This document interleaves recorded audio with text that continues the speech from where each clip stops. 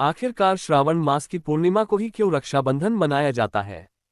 क्या आप इस त्योहार को मनाने के पीछे की कहानियों के बारे में जानते हैं? आइए जानते हैं कैसे हुई थी रक्षाबंधन मनाने की शुरुआत। राखी का त्योहार भाई बहन के प्यार का त्योहार होता है। हम अपने भाई बहनों से कितना भी लड़ लें, लेकिन उनके बिना रहा भी नहीं जाता है। इस दिन भाई बहन के इसी नोक झोंक भरे रिश्ते को मनाया जाता है। लेकिन क्या आप जानते हैं कि आखिर राखी की शुरुआत कहाँ से हुई और कैसे हुई?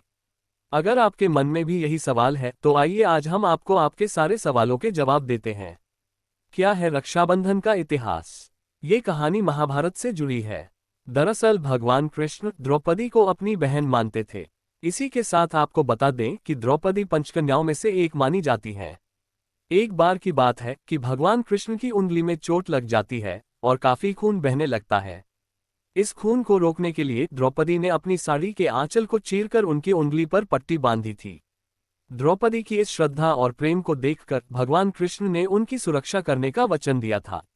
इसके बाद कृष्ण ने कौरवों की सभा में द्रौपदी चीरहरण के समय चमत्कार करके अपनी द्रौपदी की लाज बचाई थी।